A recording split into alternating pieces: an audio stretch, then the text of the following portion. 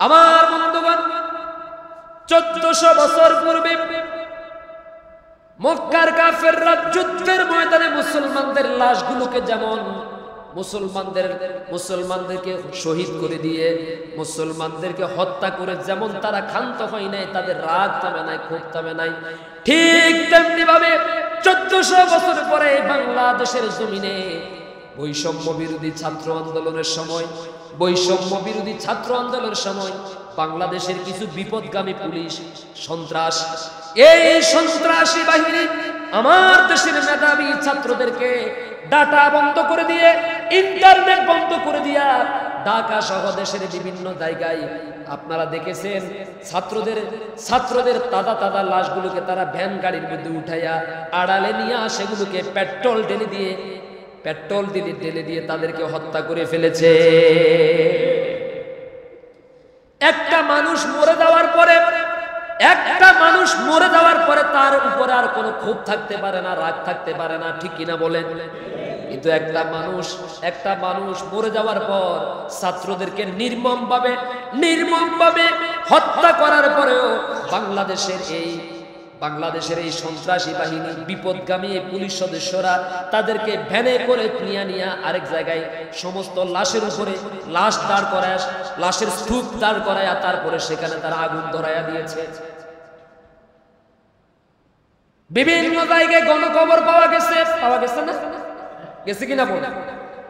মা তার সন্তানের ছবি নিয়ে ঢাকায় আনাচে অলিতে গলিতে ঘুরতেছেন, আমার সন্তানকে পাওয়া যায় না।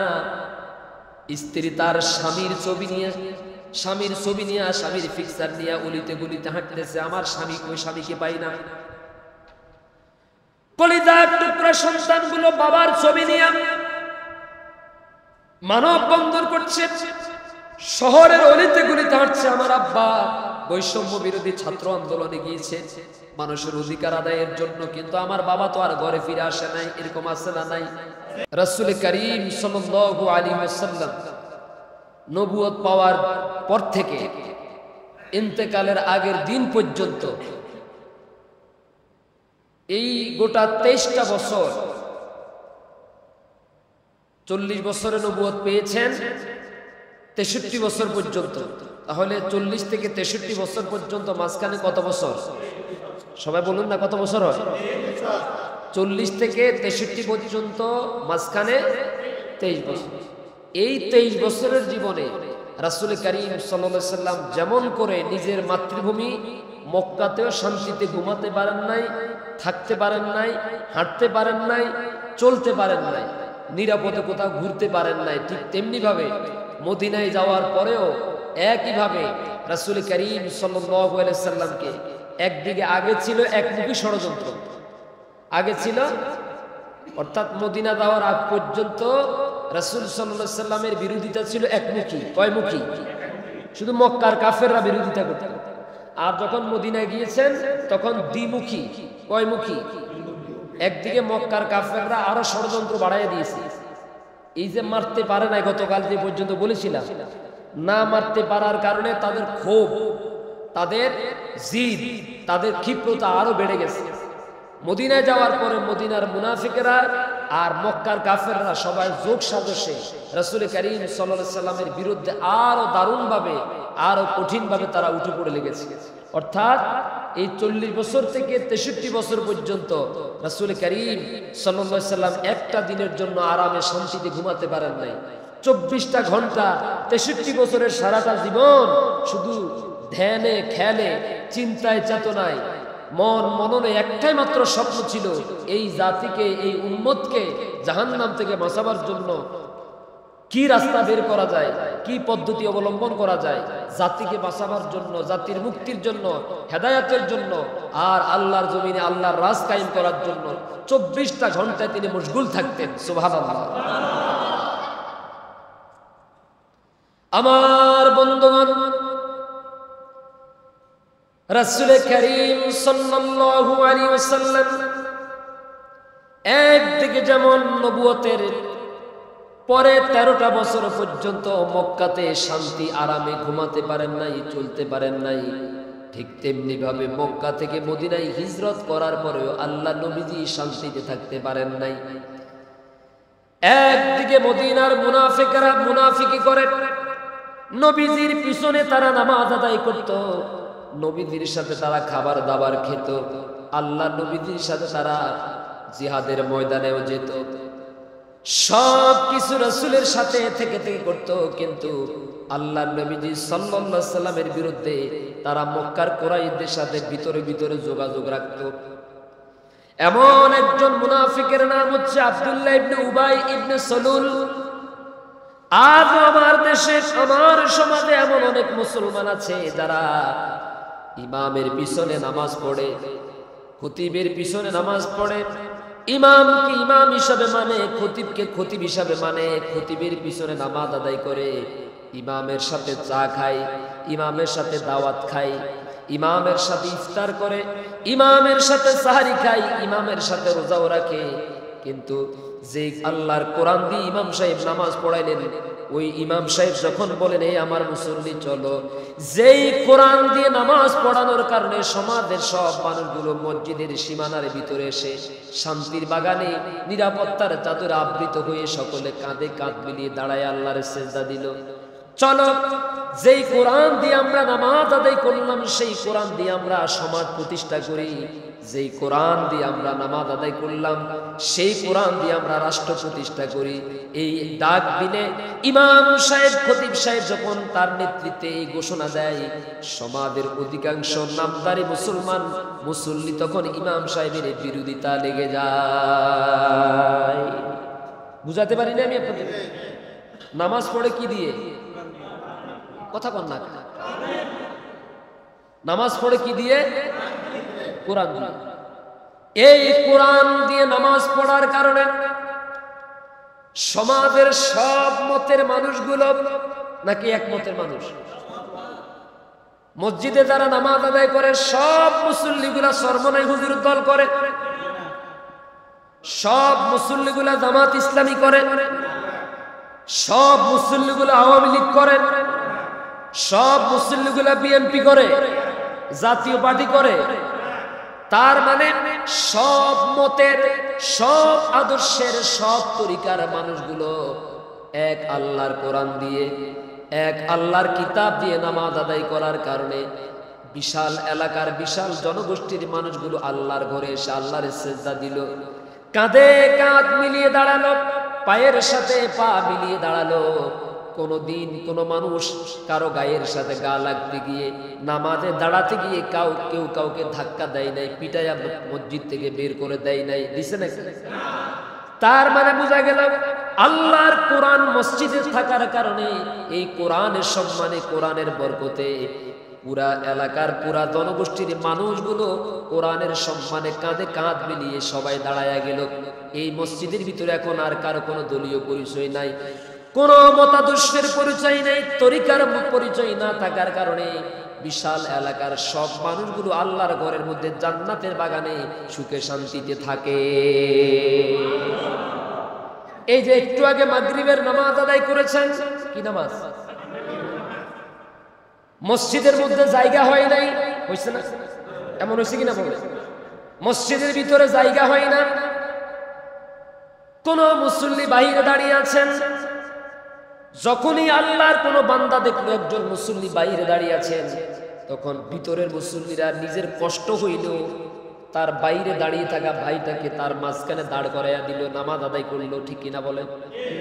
নামাজে দাঁড় করাতে গিয়ে, পাশে দাঁড় করাতে গিয়ে একটাবারের জন্য জিজ্ঞেস করো নাই তুমি কি আওয়ামী লীগ করো, নাকি বিএনপি করো, না জামাত ইসলাম করো, না সরমনাই করো? জিজ্ঞেস করছে।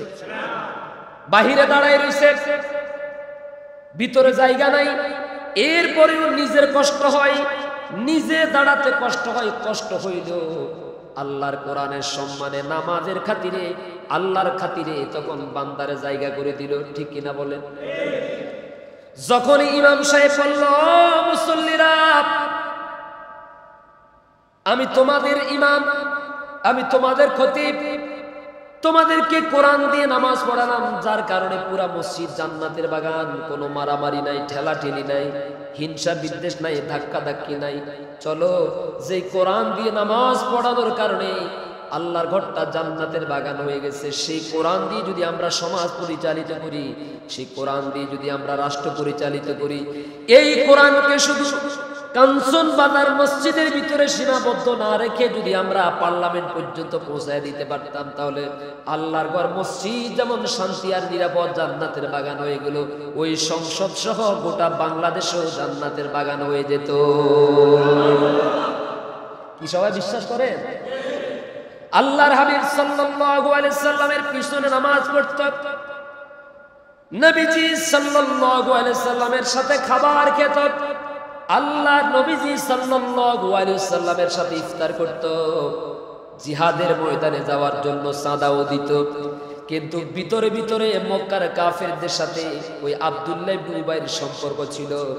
তার লক্ষ্য উদ্দেশ্য ছিল মুহাম্মদ মদিনাতে আসার আগ পর্যন্ত মদিনার সব মানুষ আমাকে বড় হুজুর হিসাবে সম্মান করত।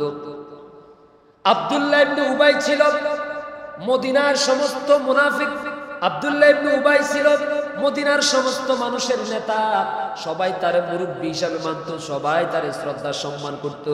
কিন্তু রাসূল যখন মক্কা থেকে মদিনায় হিজরত করেছেন, এখন সব মানুষ আব্দুল্লাহ ইবনে উবাইরে ছাড়া নবীজি সাল্লাল্লাহু আলাইহি সাল্লামকে সম্মান করা শুরু করে দিয়েছে। তার মেজাজ কি ভালো নাকি খারাপ? জোরে বলে। তার মন খারাপ হয়ে গেল। এতদিন পর্যন্ত সবাই চেয়ার আমারে ছেড়ে দিত, এখন মুহাম্মদ মদিনায় আসার কারণে চেয়ারের মালিক সবাই মিলে মুহাম্মদকে চেয়ারের মালিক বানায় দিল। যদিও সবার সাথে তালে তাল মিলিয়ে জি হুজুর বলে, হাত উঠায় বলে হুজুর আমিও আছি সবার সাথে, সবাই যা বলে আমিও তা বলি, তালে তালে বলতো ঠিকই, কিন্তু ভিতরে ভিতরে মক্কার কাফেরদের সাথে তার সম্পর্ক ছিল, যোগাযোগ ছিল। তার লক্ষ্য উদ্দেশ্য ছিল যে কোনো মূল্যে মুহাম্মদকে মদিনা থেকে বের করে দিতে হবে, তার সাহাবায়ে কেরামদেরকে বের করে দিতে হবে, যে কোনো কৌশলে মুহাম্মদকে দুনিয়া থেকে হত্যার মাধ্যমে বিদায় করে দিতে হবে। তাহলে আগের মতোই মদিনার সব মানুষগুলো আমাকে বড় হুজুর হিসেবে সম্মান করবে। নামাজে কোরআন মানতাম, মসজিদে নববী, যেই মসজিদে নামাজ আদায় করলে, এক রাকাত নামাজ আদায় করলে 50,000 রাকাত নামাজের সওয়াব পাওয়া যায়। সুবহানাল্লাহ বলে। এক রাকাত পড়লে কয় রাকাত? এক রাকাত নামাজ আদায় করলে 50,000 রাকাত নামাজের সওয়াব পাওয়া যায়। যেই মসজিদে নামাজ আদায় করলে সেই মসজিদের নাম হলো মসজিদ নববী, মদিনার মসজিদ। সুবহানাল্লাহ বলেন। আর কাবা শরীফে এক রাকাত নামাজ আদায় করলে আল্লাহ তাআলা বান্দার আমলনামার মধ্যে 1,00,000 রাকাত নামাজের সওয়াব লিখে দেয়। যেই মসজিদে এক রাকাত নামাজ আদায় করলে 50,000 রাকাত নামাজের সওয়াব পাওয়া যায়, সেই মসজিদের মুসল্লি আব্দুল্লাহ ইবনে উবাই ইবনে সলুল কাঞ্চন বাজার মসজিদের মুসল্লি না, হারিস চৌধুরী বাজার মসজিদের মুসল্লি না, বুয়ারহাট বাজার মসজিদের মুসল্লি না, খাসের হাট বাজার মসজিদের মুসল্লি না, আন্দরকিল্লা শাহী জামে মসজিদের মুসল্লি না, বাইতুল মুকাররমের মুসল্লি না। কারণ এই সমস্ত মসজিদগুলোতে এক রাকাত নামাজ পড়লে এক রাকাতে সওয়াব পাওয়া যাবে, ঠিক কিনা বলেন? কিন্তু মসজিদে নববীতে যদি কোনো আল্লাহর বান্দা, কোনো আল্লাহর বান্দি এক রাকাত নামাজ আদায় করেন, নবীজি সাল্লাল্লাহু আলাইহি সাল্লাম বলেন আল্লাহ তাআলা তার আমলনামার মধ্যে সাথে সাথে 50,000 রাকাত নামাজের সওয়াব লিখে দেন। এত সম্মানিত মুসল্লি আর ইমাম, এমন ইমামের পিছনে নামাজ পড়েন, এমন খতিবের পিছনে নামাজ আদায় করেন যে খতিব দুনিয়ার কোনো সাধারণ খতিব না, কামসুন বাজার মসজিদের খতিব না, হারিস চৌধুরী বাজার মসজিদের খতিব না, বুয়ারহাট বাজার মসজিদের খতিব না, খাসের হাট বাজার মসজিদের খতিবের মতো সাধারণ খতিব না, বাইতুল মুকাররম মসজিদের খতিবের মতো সাধারণ খতিব না। এমন একজন খতিব, এমন একজন ইমামের পিছনে আব্দুল্লাহ ইবনে উবাই ইবনে সলুল নামাজ আদায় করত মুসল্লি হিসাবে, ইক্তেদা করত। যেই ইমামের পিছনে দাঁড়ালে দুনিয়াও সফল, আখিরাতও সফল হয়ে যায়। এমন এক ইমামের পিছনে আব্দুল্লাহ ইবনে উবাই নামাজ পড়ত, যেই ইমামকে মনে প্রাণে বিশ্বাস করলে, আনুগত্য করলে, ভালোবাসলে আল্লাহ তাআলা তার তামাম জীবনের সব গুনাহগুলো মাফ করে জান্নাতের মেহমান তারে বানাইয়া দেয়। যেই ইমামের পিছনে নামাজ আদায় করলে দুনিয়াও ধন্য আখিরাতও ধন্য, সেই ইমাম, সেই খতিব, সেই নেতার নাম হচ্ছে মুহাম্মাদুর রাসূলুল্লাহ সাল্লাল্লাহু আলাইহি ওয়াসাল্লাম। একটু মিলাই দেখেন, আল্লাহর রাসূলের মুসল্লি, মসজিদে নববীর মুসল্লি, যেই নবী সাল্লাল্লাহু আলাইহি সাল্লামকে জীবনে সামান্য মুহূর্তের জন্য ঈমানের সাথে একবার দেখলে সাহাবী হওয়ার সৌভাগ্য অর্জন করা যায়। সুবহানাল্লাহ বলে। আল্লাহর নবীকে যদি কেউ একবার সামান্য সময়ের জন্য ঈমানের সাথে একবার দেখে আর ওই অবস্থায় মারা যায়, আল্লাহ রাব্বুল আলামিন তাকে সাহাবী হওয়ার সৌভাগ্য দান করে। এমন সৌভাগ্য অর্জন করার পরেও নামাজ আদায় করত নবীজি সাল্লাল্লাহু আলাইহি সাল্লামের পিছনে। কিন্তু আল্লাহর নবী সাল্লাল্লাহু আলাইহি সাল্লাম মদিনা রাষ্ট্রের নেতা হোক, মদিনা রাষ্ট্রের প্রেসিডেন্ট হোক, প্রধানমন্ত্রী হোক, বাদশাহ হোক, এটা সে চাইতো না। আমার ভাইয়েরা, উহুদের যুদ্ধে যাওয়ার সময় নবীজি সাল্লাল্লাহু আলাইহি সাল্লাম যখন 1000 সাহাবায়ে কেরামদেরকে নিয়ে চললেন 3000 কাফেরের মোকাবেলা করার জন্য, একদিকে এমনিতে সংখ্যা কম, আবার 300 জন নিয়ে পালিয়ে যাওয়ার কারণে আরো বড় বিপদের মধ্যে পড়েছেন, ঠিক কিনা বলেন? আল্লাহ রাব্বুল আলামিন আব্দুল্লাহ ইবনে উবাইর ব্যাপারে এমন কঠিন আয়াত নাযিল করে দিলেন, এমন মারাত্মক আয়াত নাযিল করলেন। আব্দুল্লাহ ইবনে উবাই যখন মারা গেল, মারা যাওয়ার পরে আব্দুল্লাহ ইবনে উবাইর ছেলে হযরত আব্দুল্লাহ রাদিয়াল্লাহু তাআলা আনহু, ছেলে হচ্ছে ইমানদার আর বাবা হচ্ছে মুনাফিক। আব্দুল্লাহ ইবনে উবাইর ছেলে আব্দুল্লাহ এসে বললেন, ইয়া রাসূলুল্লাহ সাল্লাল্লাহু আলাইহি ওয়াসাল্লাম, আমার আব্বা ইন্তেকাল করেছেন, মারা গেছেন, আব্বা মারা গেছেন, আমি আপনার কাছে এসেছি, আমার আব্বার নামাজের, জানাজার নামাজের ইমামতি আপনি করবেন, আর আমার আব্বার কাফনের কাপড়ের জন্য আপনার গায়ের জুব্বা মোবারকটা দিয়ে দেন। নবীজি সাল্লাল্লাহু আলাইহি ওয়াসাল্লাম তার গায়ের জুব্বা দিয়ে দিলেন। জানাজার নামাজ পড়াবার জন্য যখন জানাজার উদ্দেশ্যে রওনা হলেন, পিছন থেকে ওমর ইবনুল খাত্তাব রাদিয়াল্লাহু তাআলা আনহু জামা টেনে ধরে বললেন, ইয়া রাসূলুল্লাহ সাল্লাল্লাহু আলাইহি ওয়াসাল্লাম, আপনি এই মুনাফিকের জানাজা পড়াবেন। কি বলেছেন বলেন, জোরে বলেন। এরকম মুনাফিক সুবর্ণ সূরা একজনও নাই, যারা নামাজে কোরআন মানে, মিলাদে কোরআন মানে, দোকান উদ্বোধনে কোরআন মানে, নামাজে কোরআন মানে, তারাবিতে কোরআন মানে, মুনাজাতে কোরআন মানে, কবর জিয়ারতে কোরআন মানে, সব জায়গায় কোরআন মানে, কিন্তু সমাজ এবং রাষ্ট্রে কোরআন বাস্তবায়ন করতে দেয় না। এরকম মুনাফিক আছে না? না। কেন আপনি তাকে মুনাফিক বলবেন? হযরতে আব্দুল্লাহ রাদিয়াল্লাহু তাআলা এসে বললেন, হুজুর, আমার আব্বার কাফনের কাপড়ের জন্য আপনার গায়ের জুব্বাটা দেন, আর আপনি নিজে আমার আব্বার নামাজের জানাজার ইমামতি করবেন।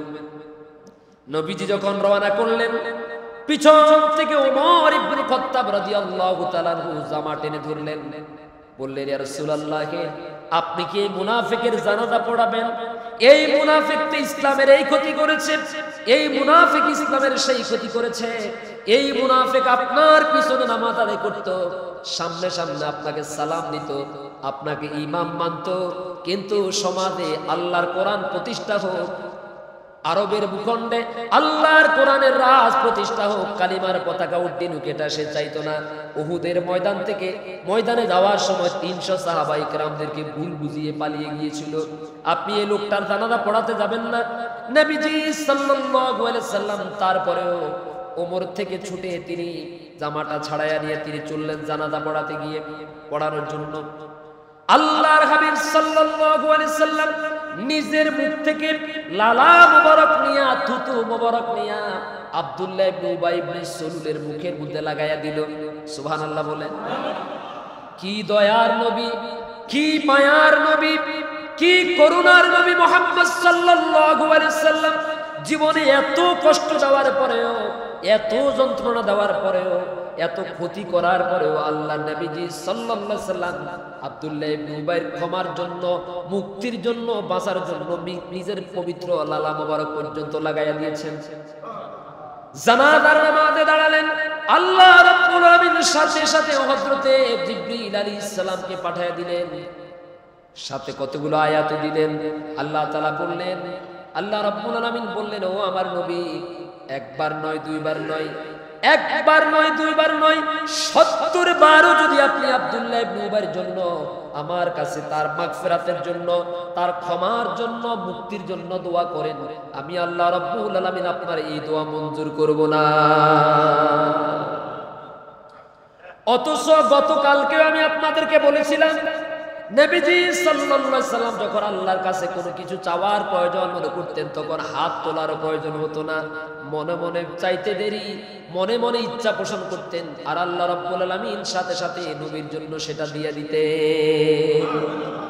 অথচ আজকে আব্দুল্লাহ ইবনে উবাইয়ের জন্য যখন নবীজি তার ক্ষমার জন্য, মুক্তির জন্য আল্লাহর কাছে দোয়া করলেন, নিজের মুখের থেকে লালা মোবারক দিয়ে দিলেন, গায়ের জুব্বা দিয়ে দিলেন, যাতে করে আল্লাহ তারে মাফ করে দেন, কবরের মধ্যে যেন ফেরেশতারা তার সওয়াল জবাবকে সহজ করে দেন।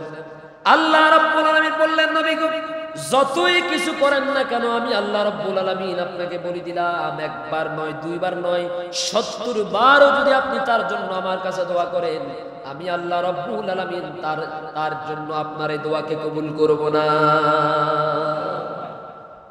আমার বন্ধুগণ, এরপর আল্লাহ বললেন, ওয়ালা তাকুম আলা কবরিহি, আপনি তাদের কবরের কাছেও দাঁড়াবেন না, কবরের, ওয়ালা তুসাল্লি আলা আহাদিম মিনহুম মাতা, ওরা মারা গেলে ওদের জানাজার নামাজ পড়াবেন না, ওরা মারা গেলে ওদের কবরের পাশেও দাঁড়াবেন না। বলেন তো, মুনাফিক যারা, যারা নামাজে কোরআন মানে, সমাজে কোরআন মানে না, নামাজে নবীকে মানে, সমাজে নবীকে মানে না, নামাজে নবীকে মানে, রাষ্ট্র নবীকে মানে না, নামাজে যারা কোরআন মানে, সংসদে যারা কোরআনকে চাই না, রাষ্ট্রে যারা কোরআন চাই না, কোরআনের ভাষায় এরা কি ইমানদার নাকি এরা মুনাফিক? আমরা কেউ মুনাফিক হয়ে মরতে চাই? আমরা বলি, আল্লাহ তোমার কোরআনকে আমরা নামাজেও মানি, সমাজেও, কথা কথা, ও আল্লাহ আমরা মুসলমানেরা, আমরা ইমানদাররা, আমরা তোমার বান্দারা, বলে দিলাম, আমরা তোমার কোরআনকে নামাজেও মানি, আমরা তোমার কোরআনকে সমাজেও মানি, আমরা তোমার কোরআনকে নামাজেও মানি, আমরা তোমার কোরআনকে রাষ্ট্রের মধ্যেও মানি। মানতে রাজি আছেন নাকি সবাই? মানতে রাজি আছেন সবাই? আল্লাহ কবুল করুন।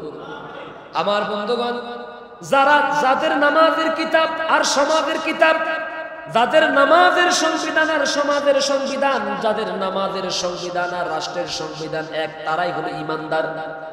আর যাদের নামাজের কিতাব আর সমাজের কিতাব দুই রকম, তারাই হলো মুনাফিক। এই পর্যন্ত বুঝতে কষ্ট হয়েছে? যারা নামাজে কোরআন মানে, সমাজে কোরআন মানে না, যারা নামাজে কোরআন মানে, রাষ্ট্রে কোরআন মানে না, এরা কি ইমানদার নাকি মুনাফিক? এটা কি মোল্লার কথা নাকি আল্লাহর কথা?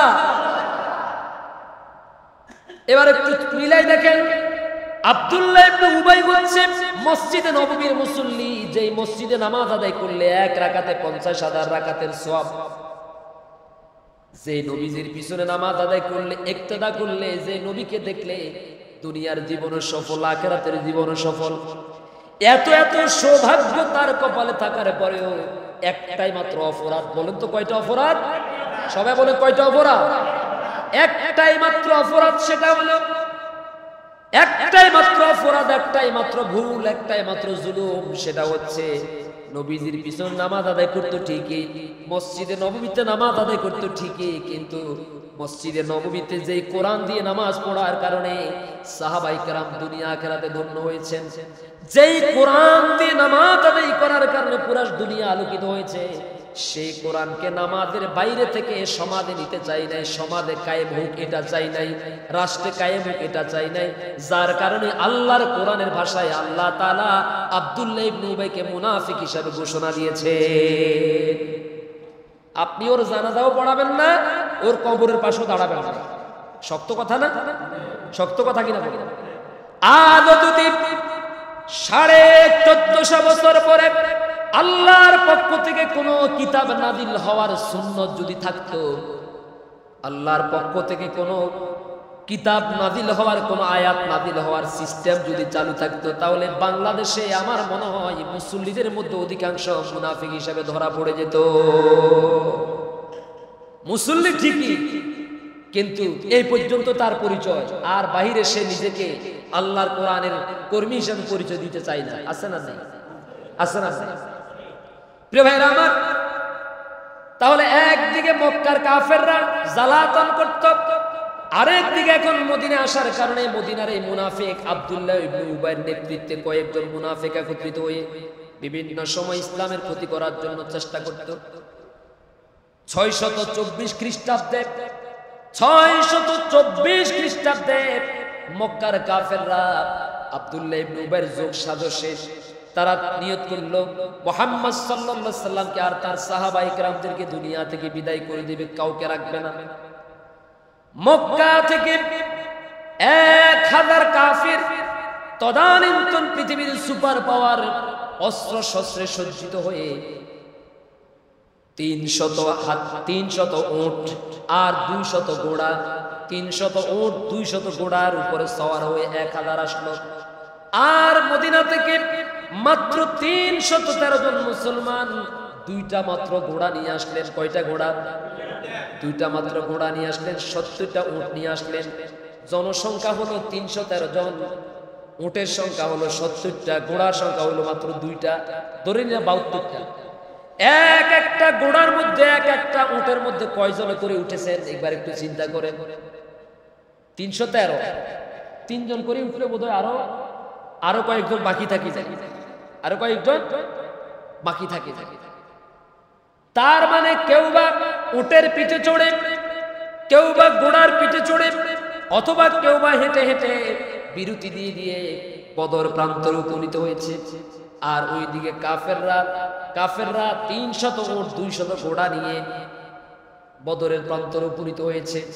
মুসলমানদের কাছে তেমন কোনো অস্ত্র শস্ত্র নাই, যুদ্ধ করার জন্য, লড়াই করার জন্য তেমন কোনো অস্ত্র নাই, কারণ তারা সবেমাত্র মক্কা থেকে মদিনায় এসেছেন।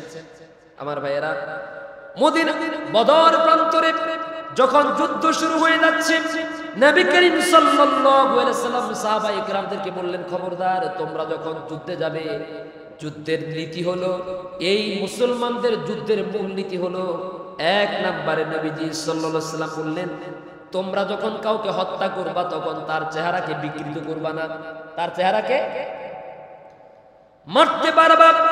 রণাঙ্গনে সরাসরি যুদ্ধ করতে আসলে তার মারবা ঠিকই, তবে খবরদার লাশটা মারা দেওয়ার পরে, লোকটা মারা দেওয়ার পরে তার নাক কাটবা না, চোখ উঠায় ফেলবা না, হাত কেটে ফেলবা না। সুবহানাল্লাহ।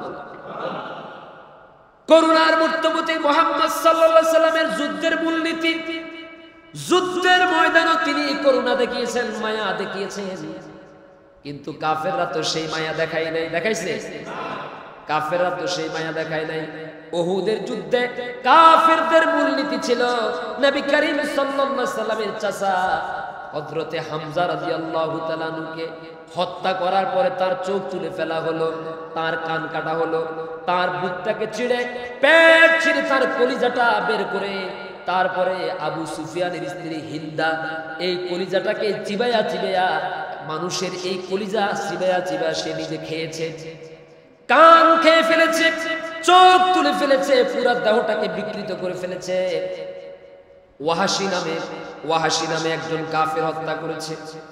মক্কা বিজয়ের পরে ওয়াহাশি নবী করিম সাল্লাল্লাহু আলাইহি সাল্লামের কাছে আসলেন। আল্লাহ রাসূল বলেন, আমি সবাইকে সাধারণ ক্ষমা ঘোষণা করে দিলাম, তবে 7 জনকে আমি ক্ষমা করব না, এদেরকে যেখানে পাবা সেখানে তাদেরকে কতল করে ফেলবা। ওয়াহাশি চিন্তা করলো, নাম হচ্ছে ওয়াহাশি চিন্তা করলো, আমি যদি রাসূল সাল্লাল্লাহু আলাইহি সাল্লামের সামনে যাই তাহলে তো আমার মেরে ফেলবে। ওয়াহাশি চিন্তা করলেন, আল্লাহর দ্বীনের এমন একজন দাঈ, এমন একজন বীর যোদ্ধা হামজা রাদিয়াল্লাহু তাআলা আনহুকে আমি নির্মমভাবে হত্যা করেছি। হত্যা করার কারণে হিন্দা কলিজা ছেড়ে কলিজাগুলো চিবাইয়া চিবাইয়া খেয়ে ফেলেছে। এমন নির্মমভাবে হত্যা করেছে, হামজা রাদিয়াল্লাহু তাআলা আনহুর মাথার খুলি, মাথা কেটে মাথার খুলির ভিতর থেকে মগজগুলো সরাইয়া দিয়া মাথার খুলির মধ্যে শরাব রেখে, মদ রেখে তারপরে সেই মদ পান করেছে। নাউজুবিল্লাহ বলেন। কত ক্ষোভ। আমার বন্ধুগণ, 1400 বছর পূর্বে মক্কার কাফেররা যুদ্ধের ময়দানে মুসলমানদের লাশগুলোকে যেমন মুসলমানদেরকে শহীদ করে দিয়ে মুসলমানদেরকে হত্যা করে যেমন তারা ক্ষান্ত হয় নাই, তাদের রাগ থামে নাই, ক্ষোভ থামে নাই, ঠিক তেমনি ভাবে 1400 বছর পরে বাংলাদেশের জমিনে বৈষম্য বিরোধী ছাত্র আন্দোলনের সময় বাংলাদেশের কিছু বিপদগামী পুলিশ সন্ত্রাস, এই সন্ত্রাসী বাহিনী আমার দেশের মেধাবী ছাত্রদেরকে ডাটা বন্ধ করে দিয়ে, ইন্টারনেট বন্ধ করে দিয়া ঢাকা সহ দেশের বিভিন্ন জায়গায় আপনারা দেখেছেন ছাত্রদের তাজা লাশগুলোকে তারা ভ্যান গাড়ির মধ্যে উঠাইয়া আড়ালে নিয়ে সেগুলোকে পেট্রোল ঢেলে দিয়ে তাদেরকে হত্যা করে ফেলেছে। একটা মানুষ মরে যাওয়ার পরে তার উপরে আর কোনো ক্ষোভ থাকতে পারে না, রাগ থাকতে পারে না, ঠিক কিনা বলেন? কিন্তু একটা মানুষ মরে যাওয়ার পর ছাত্রদেরকে নির্মমভাবে হত্যা করার পরেও বাংলাদেশের এই সন্ত্রাসী বাহিনী, বিপদগামী এই পুলিশ সদস্যরা তাদেরকে ভ্যানে করে নিয়ে আরেক জায়গায় সমস্ত লাশের উপরে লাশ দাঁড় করায়, লাশের স্তূপ দাঁড় করায়, তারপরে সেখানে তারা আগুন ধরাইয়া দিয়েছে। বিভিন্ন জায়গায় গণকবর পাওয়া গেছে না? গেছে কিনা বল? মা তার সন্তানের ছবি নিয়ে ঢাকায় আনাচে কানাচে অলিতে গলিতে ঘুরতেছেন, আমার সন্তানকে পাওয়া যায় না। স্ত্রী তার স্বামীর ছবি নিয়ে স্বামীর পিকচার নিয়ে অলিতে গলিতে হাঁটতেছে, আমার স্বামী কই, স্বামীকে পাই না। কলিজার টুকরা সন্তানগুলো বাবার ছবি নিয়ে মানববন্ধন করছে, শহরের অলিতে গলিতে হাঁটছে, আমার আব্বা বৈষম্য বিরোধী ছাত্র আন্দোলনে গিয়েছে মানুষের অধিকার আদায়ের জন্য, কিন্তু আমার বাবা তো আর ঘরে ফিরে আসে নাই। এরকম আছে না নাই? বাবা তো আর আসবে না, স্বামী তো আর আসবে না, সন্তান তো আর আসবে না। তার কারণ হলো তার সন্তানকে বাংলাদেশের পুলিশ লীগের সন্ত্রাস হতে পারো ঠিকই, মুসলমান হওয়ার পরে তুমি যতদিন পর্যন্ত জীবিত থাকবে ততদিন পর্যন্ত আমার সামনে আসবে না। তার কারণ হলো তুমি তোমার নিজ হাতে আমার চাচা হামজা রাদিয়াল্লাহু তাআলা হত্যা করেছো। আমি জন্মের 6 মাস আগে আমার বাবাকে হারিয়েছি, জন্মের 6 বছর পরে আমার মাকে হারিয়েছি। আমার চাচা হামজা রাদিয়াল্লাহু তাআলা পিতার আদর দিয়ে, মায়ের আদর দিয়ে আমাকে তিল করে কোলে পিঠে করে মানুষ করেছেন। আমার চাচা দেয়ালের মতো প্রাচীর হয়ে আমাকে কাফেরদের মোকাবেলায় সাহায্য করেছেন, আমাকে সহযোগিতা করেছেন, নিরাপত্তা দিয়েছেন। তুমি আমার সেই কলিজার টুকরা চাচা হামজাকে কিভাবে শহীদ করেছো আমার একটু শোনাও। কিভাবে আমার চাচাকে মেরেছো একটু শোনাও। ওয়াহাশী তখন বলা শুরু করলো, ইয়া রাসূলুল্লাহ, আমি তো গোলাম ছিলাম, হিন্দার গোলাম ছিলাম। দীর্ঘদিন পর্যন্ত গোলামি করতে আমি গোলামির জীবন আমার ভালো লাগে নাই। তখন আমি বলেছিলাম, আমার তীরের আগার মধ্যে বিষ লাগাইয়া আমি নিয়ত করেছিলাম, ওদের সাথে আমার ওয়াদা ছিল, শপথ ছিল, আমি যদি হামজাকে হত্যা করতে পারি তাহলে গোলামির জিন্দেগি থেকে তারা আমাকে মুক্ত করে দেবে। আমি ছিলাম বর্ষা পরিচালনার দিক থেকে, তীর পরিচালনার দিক থেকে আমি ছিলাম এক অপ্রতিদ্বন্দ্বী বীর, যার কারণে আমি যখন কোনো তীর নিক্ষেপ করতাম ওটা মিস হতো না। আমি বিষাক্ত তীর নিক্ষেপ করে আপনার চাচাকে হত্যা করে ফেলেছি। হত্যা করার পরে আমার হাতের খঞ্জর দিয়ে আপনার চাচার কলিজাকে আমি উপর করে ফেলেছি, পেট ছিঁড়ে ফেলেছি। ওয়াহাশী যখন হত্যার বিবরণ দিচ্ছে, নবী করিম সাল্লাল্লাহু আলাইহি ওয়াসাল্লাম কেঁদে ফেললেন আর বললেন, ওয়াহাশী থেমে যাও, আর বলার প্রয়োজন নাই। তবে তোমারে বলি, আমার কোন সাহাবীর সামনে তুমি যাবে না। যদি যাও হয়তো আমার কোন সাহাবী তোমাকে রাগের বশবর্তী হয়ে মেরে ফেলবে। কোনদিন তুমি আমার সামনে আসবে না।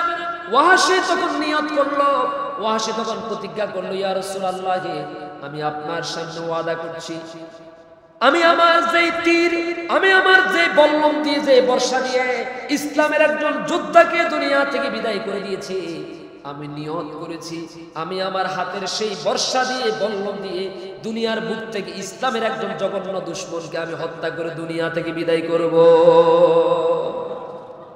ওয়াহাশী মুসলমান হয়ে গেলেন, আর ওই বর্ষাটাকে বল্লমটাকে সযত্ন রেখে দিলেন। মুসাইলামাতুল কাজ্জাব মিথ্যা নবী দাবিদার, ভণ্ড নবী দাবি করেছে।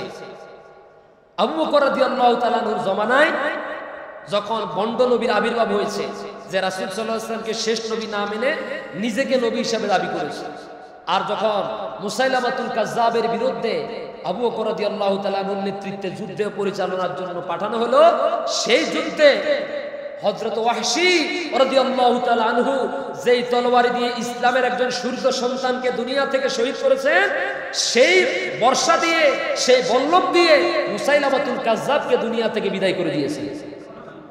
কাজ আদায় করেছেন। কি আদায় করেছেন? কাজ আদায় করেছেন। আমার বন্ধুগণ, প্রিয় ভাইরা আমার, নবীজি সাল্লাল্লাহু আলাইহি সাল্লাম ঠিক তেমনি ভাবে মক্কার জিন্দেগিতে যেমন করে শান্তিতে থাকতে পারেন নাই, মক্কা থেকে মদিনায় যাওয়ার পরে তেমন শান্তিতে দিন কাটাতে পারেন নাই। একদিকে মুশরিকদের জ্বালাতন, আরেকদিকে মুনাফিকদের জ্বালাতন ছিল কিনা বলেন? বদরের ময়দানে যুদ্ধ শুরু হবে। নবী করিম সাল্লাল্লাহু আলাইহি ওয়াসাল্লাম, আল্লাহর হাবিব সাল্লাল্লাহু আলাইহি ওয়াসাল্লাম সাহাবায়ে কেরামদেরকে প্রস্তুত করছেন। নবীজি সাল্লাল্লাহু আলাইহি ওয়াসাল্লাম যুদ্ধ প্রস্তুত করতে গিয়ে সাহাবায়ে কেরামদেরকে বললেন, খবরদার, তোমরা কোনো মানুষের লাশকে বিকৃত করবে না।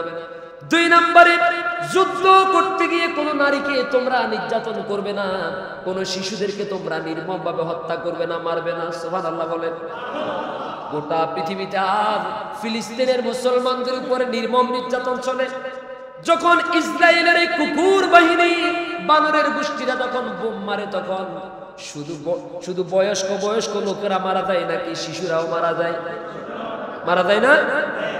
আরাকানে রোহিঙ্গা মুসলমানদেরকে যখন নির্মম ভাবে আগুন দিয়ে পোড়ায়া মারা হয়েছিল, তখন কি শুধুমাত্র মুরব্বীদেরকে দেখে দেখে মারা হয়েছে, বয়স্কদেরকে দেখে দেখে মারা হয়েছে, নাকি নারী শিশুদেরকেও মারা হয়েছে? তাম দুনিয়ার বুকে যত জায়গায় অন্যায়ভাবে মুসলমানদেরকে মারা হয়, ইমানদারদেরকে মারা হয়, সব কোন জায়গায় যুদ্ধের এই মূলনীতি প্রয়োগ করা হয় না। কিন্তু আল্লাহর নবীজি সাল্লাল্লাহু আলাইহি সাল্লাম রাহমাতুল লিল আলামিন, তিনি তার সাহাবায়ে কেরামদেরকে যুদ্ধের ময়দানে যাওয়ার আগেই নীতিমালা শিখিয়ে দিচ্ছেন। খবরদার, কোন লাশকে বিকৃত করবে না, কোন নারী পুরুষের উপরে হামলা করা যাবে না। 3 নম্বরে, রাষ্ট্রের কোন অনুগত অমুসলিমকে হত্যা করা যাবে না। সুবহানাল্লাহ বলেন। কোন অমুসলিমকে হত্যা করা যাবে না। রাষ্ট্রের অনুগত নাগরিকত্ব সার্টিফিকেট আছে, এদেশের নাগরিক, এটা পরিচয় আছে। খবরদার, সেই সমস্ত কোন বিধর্মী, কোন অমুসলিমদের উপরে হামলা করা যাবে না, আক্রমণ করা যাবে না। এই নির্দেশ দিয়েছেন মানবতার মহান শিক্ষক মুহাম্মদ রাসূলুল্লাহ।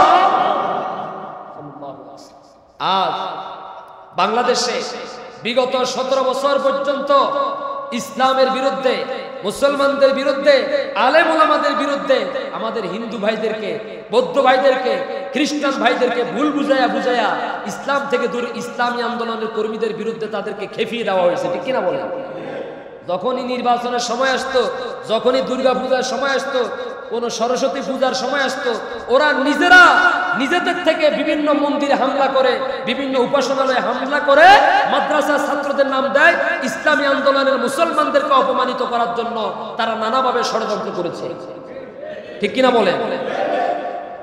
ওরা আমাদের হিন্দু ভাইদেরকে হাতিয়ার বানিয়ে ফেলেছে ক্ষমতায় বসার জন্য, এবং এটাকে তারা দেখিয়ে ভারত থেকে বাহবা পাওয়ার জন্য কাজ করে নিজেরা, আবার এই কাজ করেও ভারতের দেখায়, কয় যে দেখেন আমাদের হাতেই কেবলমাত্র হিন্দু ভাইয়েরা নিরাপদ। আমি আমার হিন্দু ভাইদেরকে বলছি, খ্রিস্টানদেরকে বলছি, ইহুদিদেরকে বলছি, বৌদ্ধদেরকে বলছি, আল্লাহর কসম, এই কোরআন যদি জমিনের মধ্যে সংবিধান হয়, আর মুসলমানেরা যদি শাসন ক্ষমতা হাতে নেয়, ইসলামী আন্দোলন আলেম ওলামাদের হাতে যদি রাষ্ট্রের ক্ষমতা দেয়, আপনারাই সব থেকে শান্তিতে থাকবেন। আমরা মুসলমানেরা একজন আরেকজনকে দেখতে পারি না। একজন আরেকজনের জায়গা জমি নিয়ে ঠেলাঠেলি করি, কিন্তু আমরা আমাদের হিন্দু ভাইদের ব্যাপারে আমরা কখনো এমনটা করি না, ঠিক কিনা বলে? শুধুমাত্র বিগত 17 বছর যারা অবৈধভাবে রাতের ভোটে নির্বাচিত হয়ে কেন্দ্র দখল করে নির্বাচিত হয়েছে, এরা হিন্দু ভাইদেরকে ব্যবহার করে করে এরা এই সমস্ত অপকর্ম করেছে। আর আমাদের হুজুরদের বিরুদ্ধে আমার হিন্দু ভাইদেরকে ভুল বুঝাইতো যে হুজুররা ক্ষমতায় আসলে, ইসলাম যদি ক্ষমতায় আসে, মুসলমানরা যদি ক্ষমতায় আসে, মুহাম্মদ সাল্লাল্লাহু আলাইহি ওয়াসাল্লাম আর কোরআনের শাসন যদি জমিনে কায়েম হয়, তাহলে কিন্তু তোমরা এখানে বাংলাদেশে শান্তিতে থাকতে পারবে না।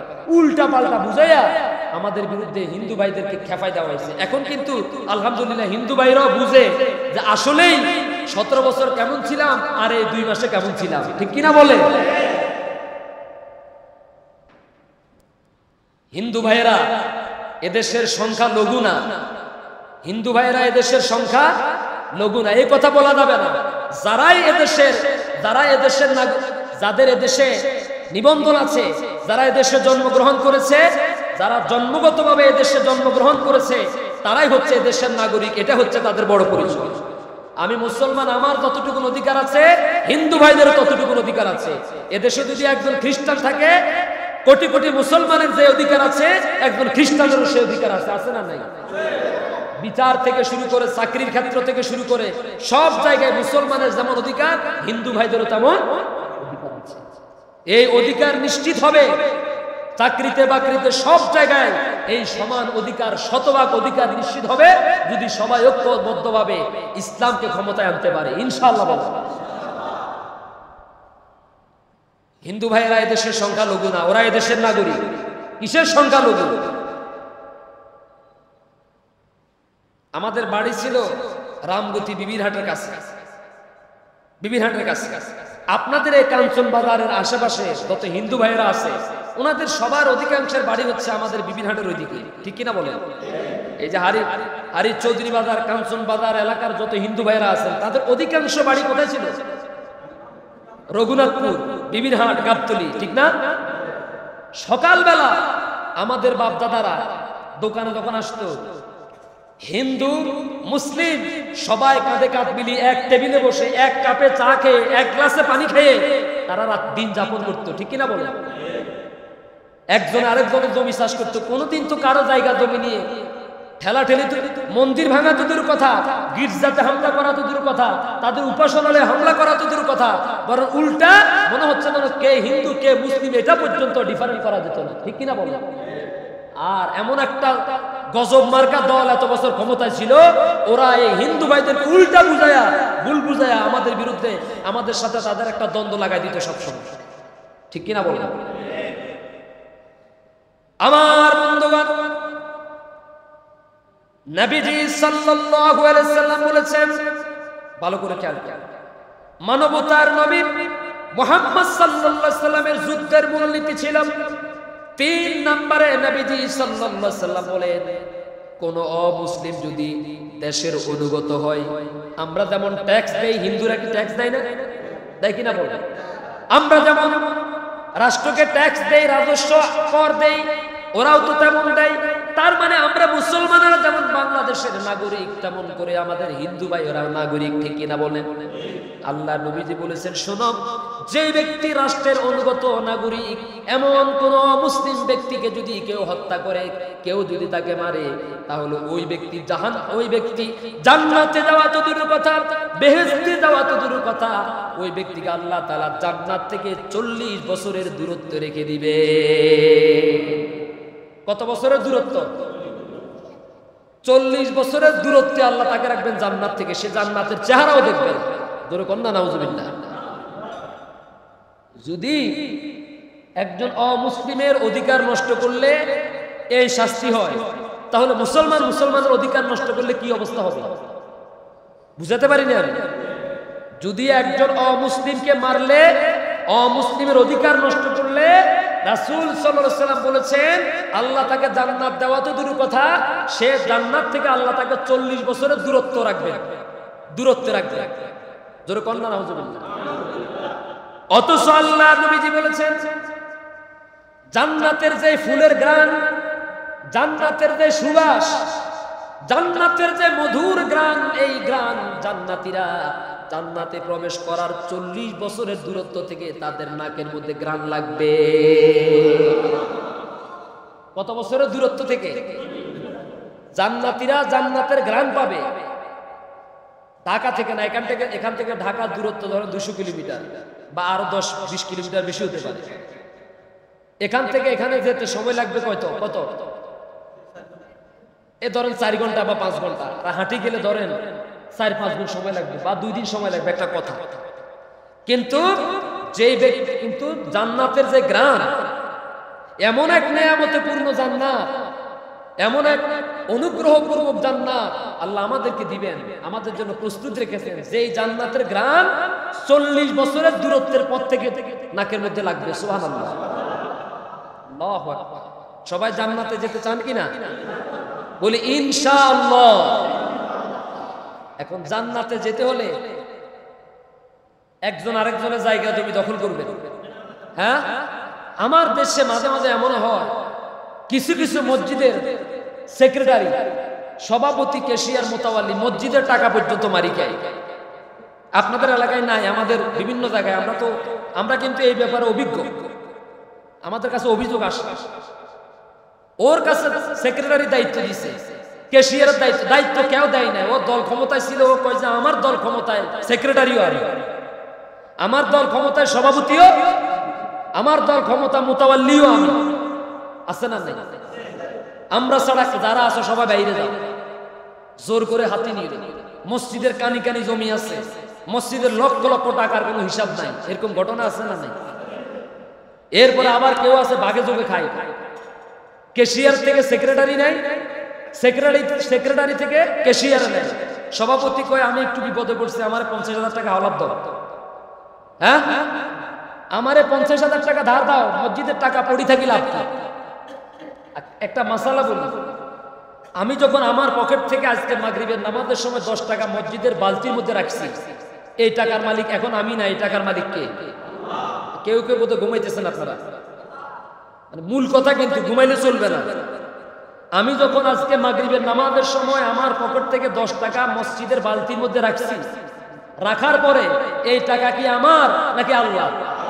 আরো জোরে বলে।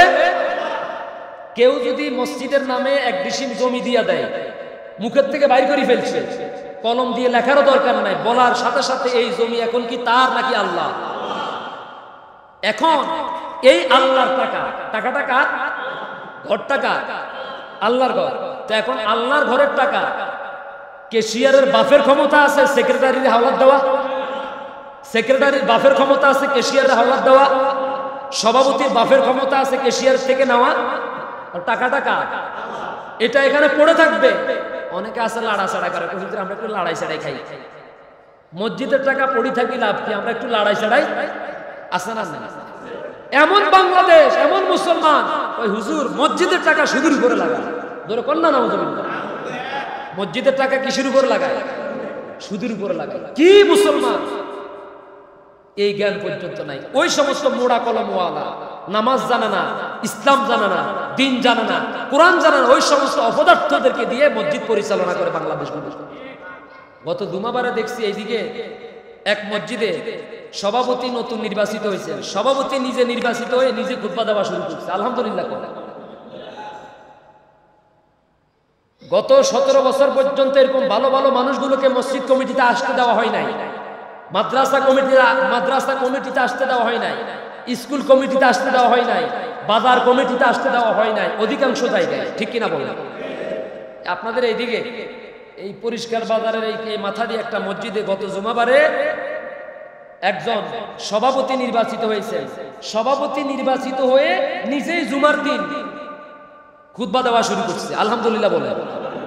তাহলে সভাপতি, সেক্রেটারি, ক্যাশিয়ারদের মধ্যে অন্তত এমন একজন থাকা দরকার যে মুয়াজ্জিন, ইমাম, খতিব না থাকলে অন্তত মুসল্লিদেরকে নিয়ে নামাজের ইমামতি করার অন্তত যোগ্যতা আছে। কথা কর না কেন? এরকম লোক হবে মসজিদের সভাপতি, সেক্রেটারি, ক্যাশিয়ার, মোতাওয়াল্লি, যিনি ইমামের অনুপস্থিতিতে নামাজ পড়াইতে পারে। ইমামকে কেউ খোঁজা লাগবে না, খতিবকে কেউ খোঁজা লাগবে না। রাজি আছেন তো ইনশাআল্লাহ? এখন মসজিদের টাকা টাকা টাকা। তো এই যে ক্যাশিয়ারের কাছ থেকে 50,000, 1 লাখ, 2 লাখ টাকা ধার নিয়ে এরপর অস্বীকার, কিছু কিছু লোক আছে অস্বীকারও করে, আছে না নাই? ওর মাথার মধ্যে 100টা কোরআন শরীফ না, ওর মাথার মধ্যে 100টা ইট দিয়া ওরে মসজিদের মাঝখানে দাঁড় করায় স্বীকার করাবেন যে তুই 50,000 টাকা নিছ আর এই টাকা ফেরত দাস না, এটা আল্লাহর হাজির নাজির করি ক, নাহলে তোর উপরে গজব করবে। এরকম ডাকাইতে আছে না? টাকা হইলো আল্লাহ, সে তার নিজের মতো করে খরচ করে ব্যয় করতেছে।